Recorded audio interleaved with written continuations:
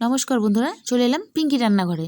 তো দেখো, একদম দুর্দান্ত স্বাদের একটা রেসিপি নিয়ে তোমাদের সামনে চলে এলাম। আর এটা কিন্তু বানাবো আমি লাউ দিয়ে। তো দেখো, লাউটা ছোট ছোট পিস করে কেটে নিয়েছি। তোমাদের দাদাভাই বাজার থেকে নিয়ে এসেছে এত কচি একটা লাউ। আর আলু নিয়েছি, দুটো আলু ছোট ছোট পিস করে কেটে নিয়েছি। আর এই রেসিপিটা কিন্তু দুর্দান্ত হয় বন্ধুরা। এই গরমে কিন্তু শরীর মন দুটোকেই ঠান্ডা রাখবে। অনেক তো মাছ মাংস খাওয়া হলো, এইবার এরকমভাবে একটা নিরামিষ রেসিপি তোমরা বাড়িতে একবার খেয়ে দেখো বন্ধুরা, সত্যি বলছি ভুলতেই পারবে না। কড়াইতে জল দিয়ে দিলাম, জলটা গরম হলে কিন্তু আমি সবজিগুলো ঢেলে দিলাম।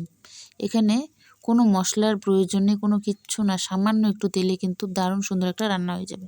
তারপর দেখো, কয়েকটা গোটা কাঁচা লঙ্কা দিয়ে দিলাম আর লবণ দিয়ে দিলাম। তারপরে 5 মিনিট মতন ঢাকা চাপা দিয়ে আমি জাল করে নেব। তারপর দেখো 5 মিনিট পর ঢাকাটা খুলে দেখো, আমার ঝোলটাও কিন্তু শুকিয়ে এসছে। সামান্য একটু হলুদ দিয়ে দিলাম, হলুদটা বেশি হলে কিন্তু ভালো লাগবে না। আর তারপর দেখো, আমার সবজিগুলো কিন্তু খুব সুন্দরভাবে নরম হয়ে গেছে। তোমাদের দেখাচ্ছি একটা কেটে দেখো, খুব সুন্দরভাবে আমার লাউগুলো কিন্তু একদম নরম হয়ে গেছে। লাউগুলোর সাইজ কিন্তু একটু মোটা রাখতে হবে, ঠিক আছে বন্ধুরা, তাহলে কিন্তু টেস্ট পাওয়া যাবে ভালো মতন। তারপরে দেখো, এখানে সামান্য পরিমাণ সর্ষের তেল দিলাম, বেশি তেলের কোনো প্রয়োজন নেই। দুটো শুকনো লঙ্কা দিলাম। গরম ভাতে যদি এরকম রেসিপি থাকে বন্ধুরা, তো আর কিচ্ছু লাগবে না। আমি সত্যি বলছি, তোমরা এই রেসিপিটা একবার করে দেখো। তারপরে দেখো, শুকনো লঙ্কাটা ভেজে আমি তেজপাতাটা ভেজে নিলাম। তেজপাতাটা ভেজে নেওয়ার পর এখানে 5 ফোড়ন দিয়ে দেবো।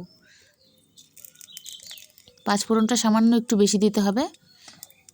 আর একটু আদা বাটা, সেটাও একটু বেশি দিতে হবে।